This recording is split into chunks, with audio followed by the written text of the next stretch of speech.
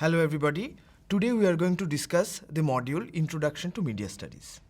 This is going to be an introductory lecture. So we are going to discuss certain phrases, certain terms, certain issues and debates. But we may not go into deep into those debates, issues and phrases because those will be discussed in the various other modules during the course. Let us first begin with the difficulty of addressing media as a separate entity for our understanding. Why this is happening? This is happening because media is so pervasive, media is so ordinary, it is so mundane. We live with media in such a ordinary, everyday manner that it is very difficult for us to understand what is media, what is its effects, what are the different impact of media in our daily lives. So media sociologists and media theorists are saying nowadays that we no longer live in the world where we are living with media, we are living in media. It's like fish, a fish which lives within the water. So it's very difficult for the fish to understand the existence of the water. And it's similar, in a similar manner, for any individual like you and me, we are living with media in such a pervasive way, such a everyday, ordinary way, that we cannot actually understand the significance, the impact that these medias have in our daily lives. But one of the key significant areas that is undeniably the most important aspect of media studies is its intrinsical relationship with society. The symbiotic relationship with media and society is one of the most important aspects of media studies. Because media and whenever we talk about media, we are almost inevitably talking about society as such. And on the other way around, when we talk about society, inevitably the various issues and debates related to media comes into our discussion. So both of these elements, media and society, they have a very symbiotic, reciprocal relationship and both impact each other, both has a certain amount of effect on each other. So media studies as such, it tries to explore those relationships, those impacts, those effects which it has on society, and society on the other hand has on media. So the first question is, what is media studies? To put it very simply, media studies is in general term is used to describe the different educational approaches used to help students become media literate. So when we talk about media literacy, we are actually talking about literacy in the way we understand in general terms. By literacy, we mean the ability to understand and make meaning by looking at a particular sentence, language, or paragraph. To understand what is being said through language. That is the basic idea of literacy. In a similar manner, when you talk about media literacy, media is considered as a sort of language. It has its own grammar, and it needs to be taught in a specific way to understand how it works, what are the different types of effects it has on different people, on society and various communities and various groups. So just like one has to train oneself to understand the meaning of a particular sentence or words or phrases, it is also necessary for individuals to understand the media content, the various media texts that everybody encounters on a daily basis. It can be media content related to television, it can be media content related to music, it can be media content related to books, it can be comics, or it can be a theater performance or a rock concert. All these media contents have specific kind of effect on people. It has specific kind of meaning-making structure. So one has to understand, one has to find out how these specific media contents and media texts are creating specific impact, specific influence on people, groups, and communities. So what media literacy does is that media literacy helps us to understand the various ways media influence our daily lives. It helps us to understand what it means to interact with media content and media devices. So what are the different types of questions that media literacy, or in general terms media studies, address? What are the different types of questions, different types of queries that we encounter when we study media? One of the key questions is the who is the message intended for whom the message is intended. That gives us an idea, the kind of message that is being transmitted, the motivation behind the message that is being transmitted. Another very important question is that who wants to reach the audience and why? What is the objective of distributing that particular message, the transmitting that particular message, which may have a specific kind of strategy, tactics, and politics behind it. Another very important question is that from whose perspective the story or the narrative is being told. So from that question we can understand what angle is being approached, what kind of framing is being done. We'll discuss about this framing and priming aspect later on, maybe during the lecture or maybe during the different modules in the course. Another very important question to whose voices are being heard and whose voices are being absent. So we know that which particular group of people or which particular community is being excluded and which particular community, group of people or particular person are being highlighted or being put into the limelight. Another important question is what strategies does this message use to get my attention and to make me feel involved. So all these questions, I mean, one can have similar type of questions which will address various other issues and themes, but all these questions ultimately help us to understand how media works in the society, how to make meaning out of media contents and media texts. These questions ultimately directly address the relationship between media and society. It explores the various aspects of media, how media works within society and within community and with individuals, and what effect does society or particular socio-economic, cultural, political factors have on media or the manufacturing of media content.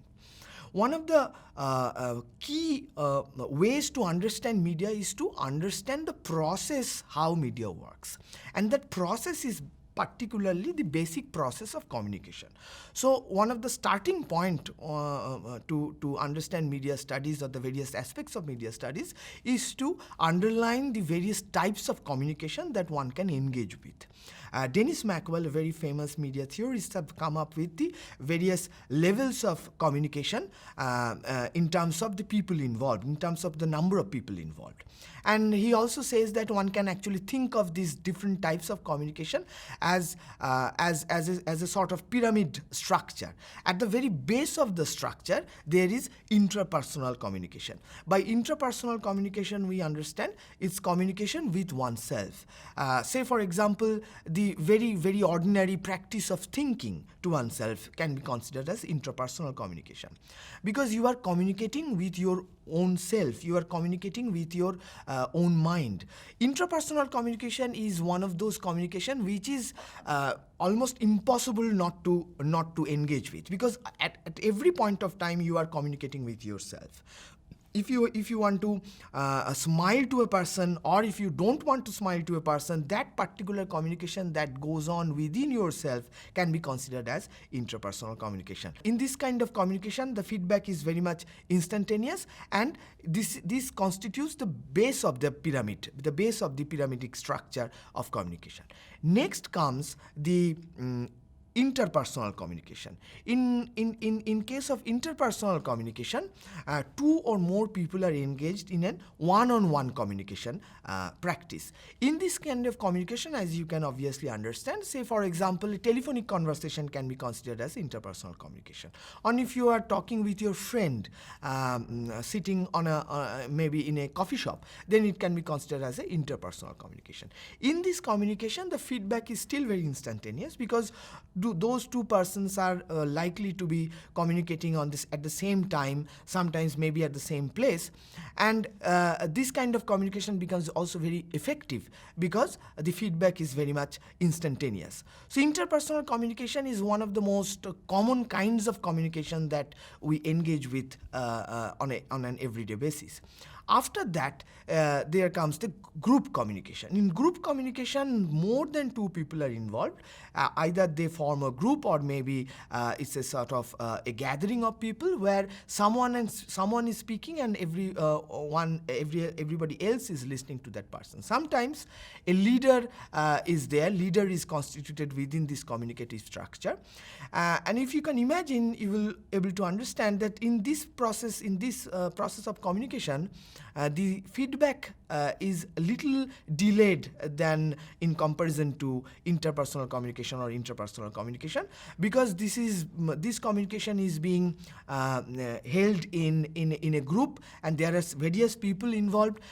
Maybe in a particular situation, a number of people want to speak at the same time. So this kind of communication, the effectiveness of this kind of communication may get reduced in comparison to the intrapersonal communication or interpersonal communication. And the next part of the next kind of communication that we're going to talk about is mass communication. And mass communication is very much important for us to understand, because mass communication involves the various instruments, various devices of media, mass media, that we are going to talk about during this course.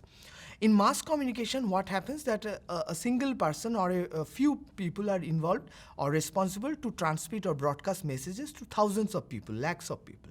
For example, a political campaign broadcast through television can be considered as an example of mass communication.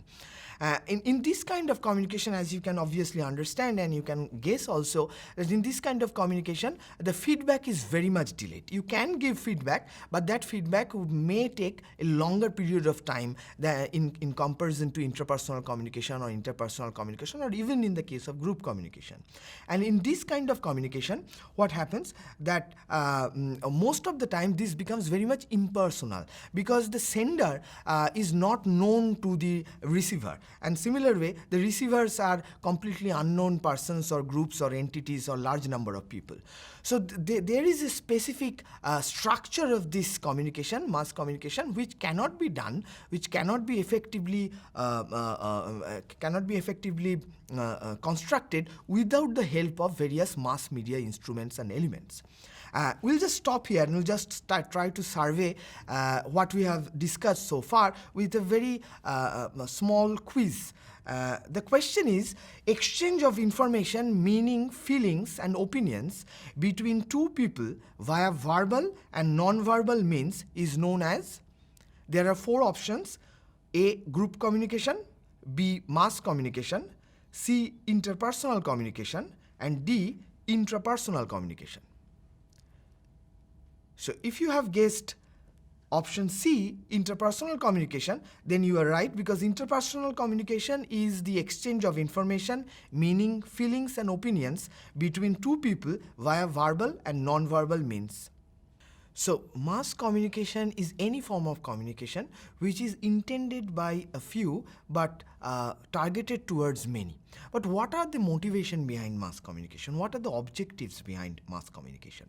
One can obviously identify some key roles behind mass communication, the mass communication process.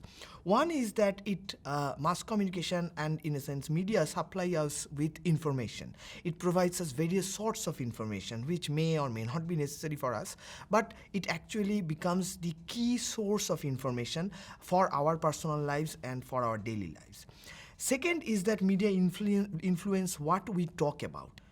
Media influences what we are going to talk about. It gives us the specific ideas, specific issues and debates to talk about in public life. It kind of invests in various kinds of discourses. Media sort of gives birth to discourses within which society, community and individuals take part. And also media allows us to expand our personal experiences. It allows us to experience various things which may or may not be possible to experience physically, may or may not be possible to experience in real life. But media gives us that opportunity, that platform that we'll be able to experience those various kinds of emotions. And it also shows us media shows us images which sort of in a process becomes normalized. It has its own positive and negative effects. One can obviously say that media reinforces specific kind of stereotypes by normalizing certain kinds of behaviors, practices, and individuals. But also, it helps us to reinforce specific kinds of ideas and opinions and belief systems. So it helps us in integrating the society, in integrating a specific community or or group of people. Advertising and public relations, if we talk about, then it provides a specific kind of information and messages, and it pursues us to buy certain items, to subscribe to specific services, and that again helps us in the economic activities, the financial activities of our daily life, and obviously the state and the market. One of the obvious function of media as well as mass communication would be to entertain us. It's one of the most important platforms which entertain us in various ways, in various capacities. So we'll have our leisure time, we can spend our leisure time in a very beautiful manner. So media theorists have come up with specific themes through which we can understand how media studies works, what are its various objectives. And there can be various other themes. We'll try to identify specific themes to understand how media studies work, but there can be some other types of themes, but in general term, one can talk about these specific themes. One very important aspect of media studies is time, because media takes place is time, and it matters when it occurs and how long it takes. And there are two aspects of time when we're talking about media studies. One is that media allows us to store information. And whenever we are talking about media, we are talking about specific media devices, technological devices. And we all of us actually know that there are various storage devices to store media contents. And these media contents can be political activities. These media contents can be historical activities. And if we can store these contents, media contents, then we are actually being able to manipulate time. So one of the aspects is to store this information in a certain manner. We are actually storing specific important moments in time, and also it helps us to recover those items at a later point. Again, it has its own negative and positive connotations, because one can obviously pick and choose specific moments in time and bring forward those particular moments in media. So they will have a specific kind of narrative and exclude certain aspect of that narrative to frame or to find out a specific kind of angle. But media has that kind of ability to manipulate time to a certain extent. Another almost related to time is the place, because media is produced in a given place, a given location, and reflects the feature and the context of that place. And that particular geographical location, that particular context also helps us in constructing a specific kind of subjectivity, a specific kind of identity through the media content, through the media, the framing of the media, through a specific approach in which the narrative is produced by the media. So it has a sort of, some media theorists say that it has a sort of delocalizing effect. Media has a delocalizing effect because the effect of media is in global approach, and the local regional aspects are most of the time are missing in some way or the other. Power is one of the major themes that emerges in studying media, because power in terms of the ownership of various media institutions.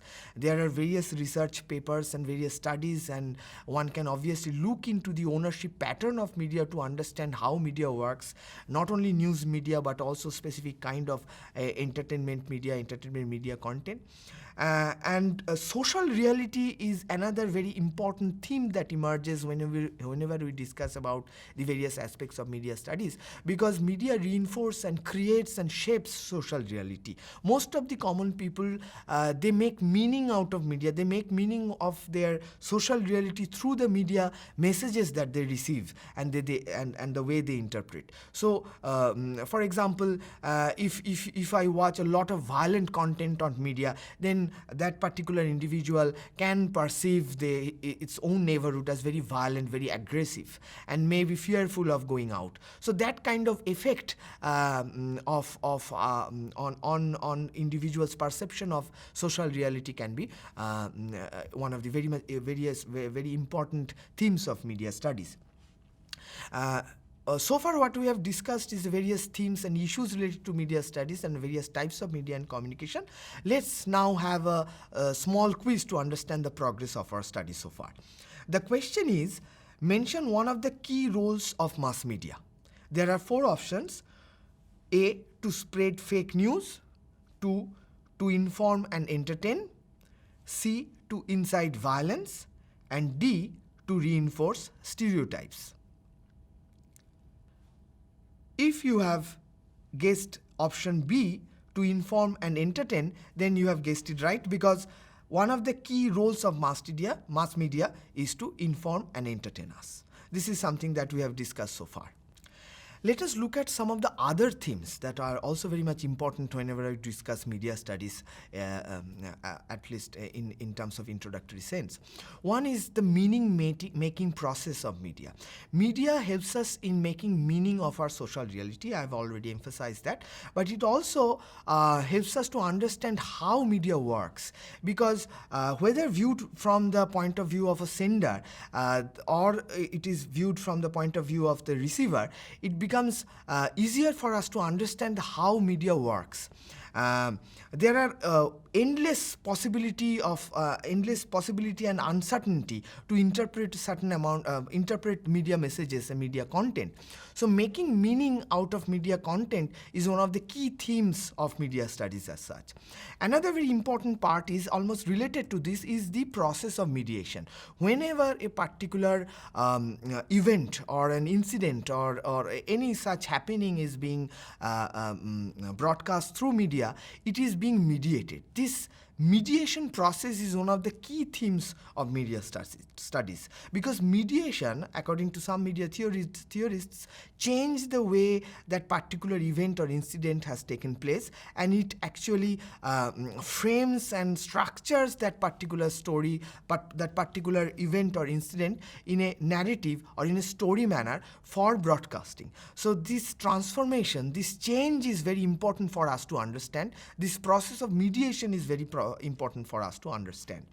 Also, the themes of identity and cultural differences are very much important whenever we are talking about media studies, because media creates a specific kind of social reality. It works within a specific space where it actually can manipulate specific moments in time. So it has a specific effect on the cultural difference and identity construction, and it has a tremendous impact on community identities. It has a tremendous impact on individual identities, minority identities, and media has been criticized for this. Sometimes it has been praised by this, but identity construction and cultural difference, how media expresses cultural difference, how it portrays cultural differences, these are some of the main themes that media studies deal with.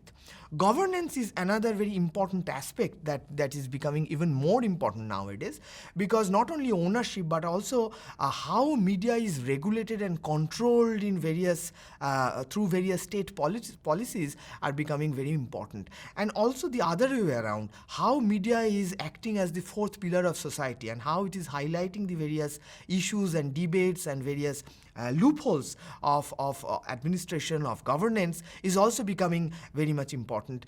The free speech and the ethical aspects of media are also becoming one of the most important themes that media studies deal with.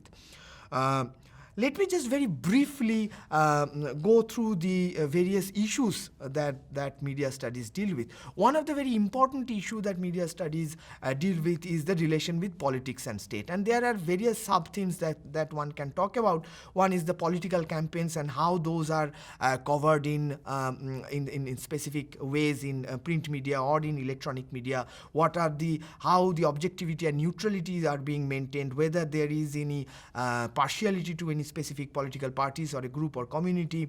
Citizen participation and how it actually helps in the democratic process is one of the key factors, particularly in terms of social media use and digital media use. Media's role in war and terrorism activities are increasingly becoming one of the key issues. Foreign policy and how it is used as a resource of power is one of the important issues that are being discussed in terms of the media's relations with politics and the state. Another very important issue that media is involved with is cultural issue. And in terms of cultural issue, there can be various important factors.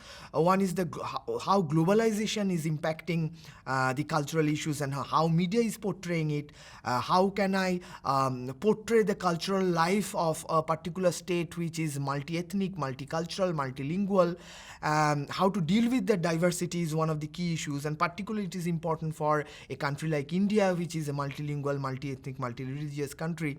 And what are the different effects on the cultural and social identity, and how media deals with it, how media negotiate with those different types of cultural identities, different kinds of social identities. Different social concerns are also very much significant in terms of media studies, and this can be in relation to the social order and disorder, how media behave in a particular manner, how media portrays and cover those in a responsible, accountable manner, and what are the how to promote the spread of information society in a developing country, how the social and cultural inequality are dealt with by the media. And also, the normative concerns are very important and becoming very much significant nowadays, because the freedom of speech and expression is becoming very central to our understanding of how media works in a society, how media works in specific state structures. Media norms, ethics, and professionalisms are becoming very much important. Media accountability and social accountability, social responsibility are becoming very much important whenever we are discussing media studies as such in general terms.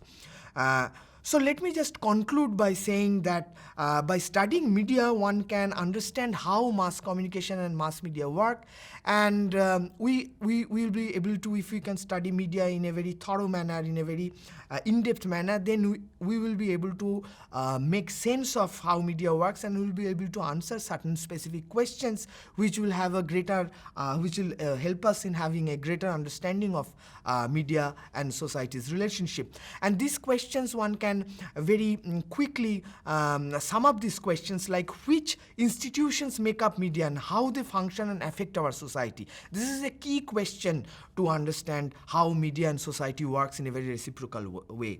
Another question is who owns and controls media business. The ownership structure actually shape media in every possible state structure. So who controls and who owns media is one of the very key factors and key entry points to understand how media works.